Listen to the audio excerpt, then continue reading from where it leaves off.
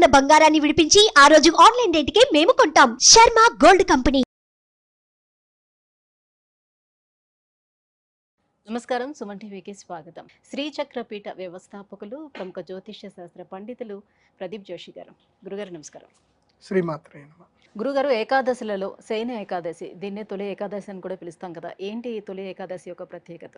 శాంతాకారం భుజగశయనం పద్మనాభం సురేశం విశ్వాధారం గగన సదృశం మేఘవర్ణం శుభాంగం లక్ష్మీకాంతం కమలనయనం యోగిభిర్హృద్యానగమ్యం వందే విష్ణుం భవభయహరం సర్వలోకైకనాథం. ఈ ఒక్క శ్లోకం అర్థం తెలుసుకుంటే విష్ణుతత్వం అంతా తెలుస్తుంది. దీన్ని శయన ఏకాదశి అంటారు. అసలు చాలామందికి ఏకాదశి గురించి చాలామందికి తెలియదు. తెలిసిన వాళ్ళకి చెప్పండి, తెలియని వాళ్ళైతే వినండి. ఏకాదశి యొక్క గొప్పతనం ఏమిటి, ఎందుకు మనం ఏకాదశిని మనం చాలా ప్రాధాన్యంగా తీసుకున్నాం. 11వ రోజు ఇది. ప్రతి నెలలో 11వ రోజు అంటారు.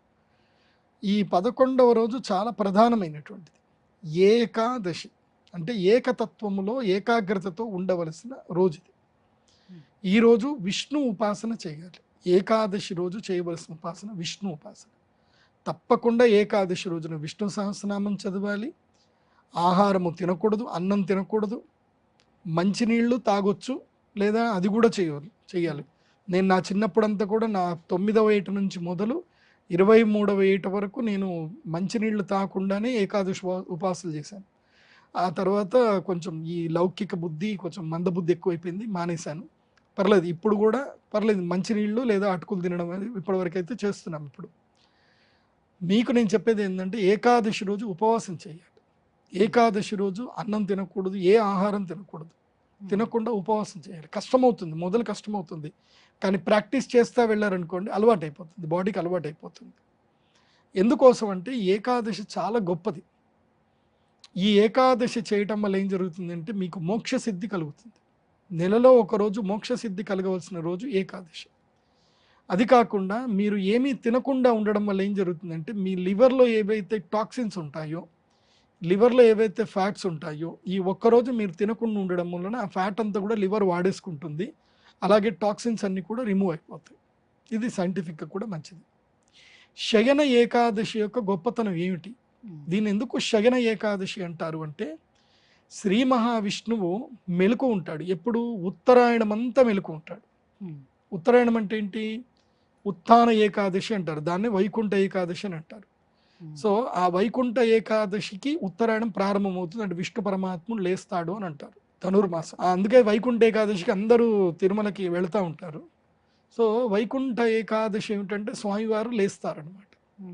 అక్కడికించి ఆ ఏకాదశి నుంచి స్వామివారు ఏం చేస్తారంటే లోకాలన్నింటినీ పరిరక్షిస్తారు. స్వామివారు ఒక్కోరే పరిరక్షిస్తారు లోకాలన్నింటినీ.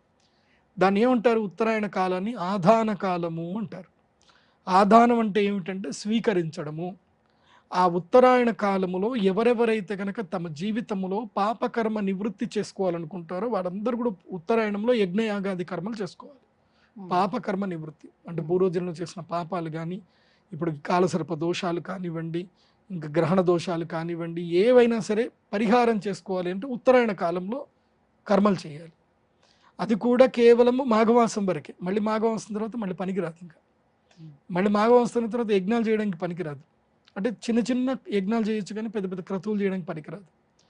ఆ సమయంలో ఏం చేస్తే విష్ణువు మన నుంచి మన యొక్క కర్మఫలాన్ని, మన యొక్క శక్తిని ఏదైతుందో, మనం ఏదైతే కనుక త్యజించాలనుకుంటామో, ఏదైతే వదలాలనుకుంటున్నామో వాటిని మొత్తం కూడా స్వీకరిస్తాడు విష్ణు.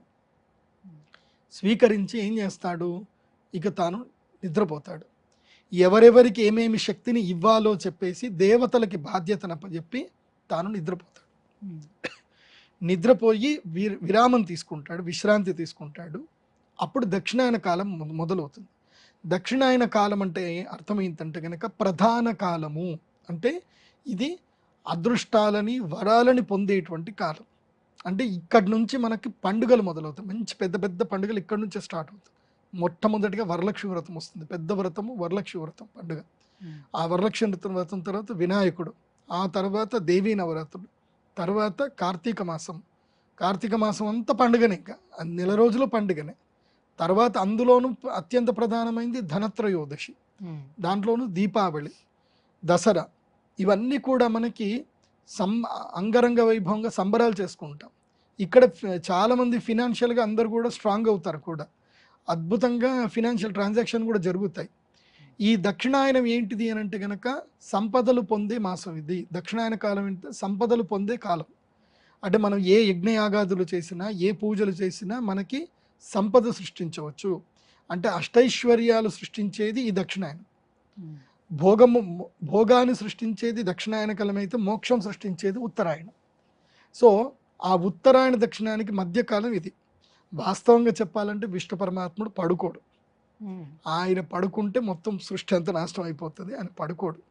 ఇది మన భావన కోసం అని చెప్పి శయన ఏకాదశి అని విష్ణు పరమాత్ముడు పడుకుంటాడు అని చెప్పి అంటారు తప్ప ఆయన పడుకోవడం లేవడం ఉండదు. ఆయన కళ్ళు మూస్తే ఈ ప్రపంచం అంతా కళ్ళు మూసినట్టే.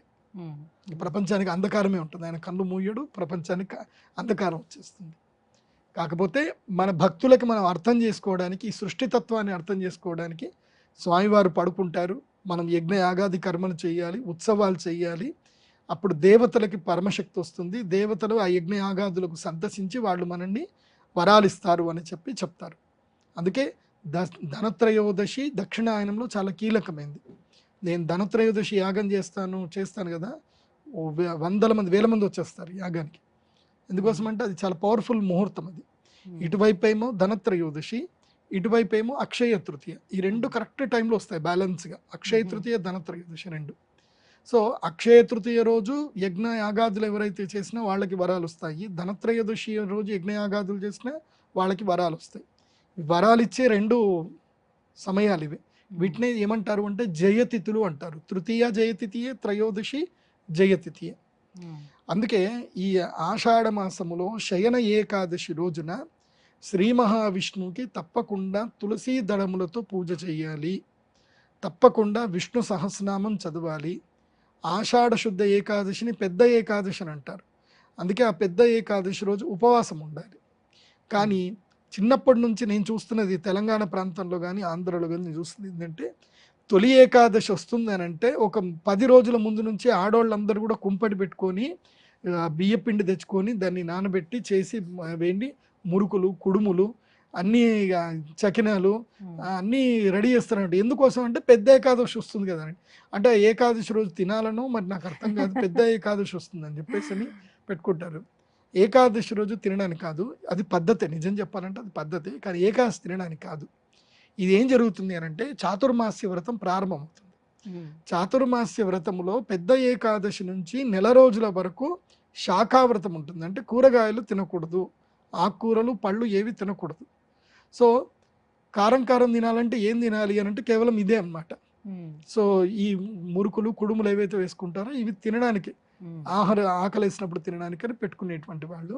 Yes, this is the right time to do the మురుకులు, కుడుములు, అవన్నీ చకినాలు అన్నీ చేసుకోవడానికి ఇది రైట్ టైము. సో చేసుకోండి. కాకపోతే ఏకాదశి రోజు మాత్రం తినకండి. ఏకాదశి ఉపవాసం అనేది ఎప్పుడు స్టార్ట్ చేసి ఎప్పుడు విరమించాలని? విరమణం అనేది ఉండదు. ఏకాదశి నువ్వు ముందు రోజు రాత్రి 6 గంటల ముందే తినాలి. రూల్ ఏంటంటే సూర్యాస్తమం ముందే భోజనాలు కంప్లీట్ చెయ్యాలి. పర్లేదు, దశమి రోజే 8 గంటల వరకైనా తినాలి. మరి 8 దాటి వరకు తినకూడదు. సో 8 వరకు తినాలి. తిన్న తర్వాత నెక్స్ట్ డే ఇంకేం తినకూడదు. పొద్దున్న లేచినప్పటి నుంచి స్నానం చేసుకోవాలి. ద్వాదశి దీపాలు పెట్టుకొని ద్వాదశి ఉదయము సూర్యోదయ పూర్వము అంటే 5 గంటల నుంచి 6 గంటల మధ్యన భోజనం చేసేయాలి. సూర్యోదయ పూర్వమే భోజనాలు చేసేయాలి. సో ఇది ఏకాదశి నియమం. అంటే ఆల్మోస్ట్ 36 గంటలు ఉంటుందా ఉండాల్సిన టైం? 36 గంటలు అంతే. మనం పడుకున్నది ఎట్లాగో లెక్కలోకి రాదు. 8 గంటలు, మళ్ళీ 6 నుంచి 6 24 గంటలు. సో ఆ లెక్క చూసుకుంటే మీరు అన్నట్టు 36 గంటలు. కానీ అది మంచిదే, ఉపవాసం ఉంటే మంచిది. విష్ణు ఉపాసన ఏకాదశి రోజు నేను చెప్పేది, మా ప్రేక్షకులందరికీ చెప్పేది ఏంటంటే, ఏకాదశి రోజున మీకు ఎంత పని ఉన్నా మీ అపార్ట్మెంట్లో వాళ్ళందరూ కూడా కలిసి ఒక రూల్ పెట్టుకొని కింద కూర్చొని ఒకళ్ళ ఇంట్లో కూర్చొని అందరూ కలిసి విష్ణు సహస్రనామం చదవండి. సామూహిక విష్ణు సహస్రనామము, అదేవిధంగా లలితా సహస్రనామం కూడా చదవండి. గురుగారు, తొలి ఏకాదశి యొక్క ప్రత్యేకత ఏంటి? ఎటువంటి నియమాలను పాటించాలి ఆ రోజు అనే విషయం తెలియజేసినందుకు ధన్యవాదాలండి. శ్రీమాత్రే.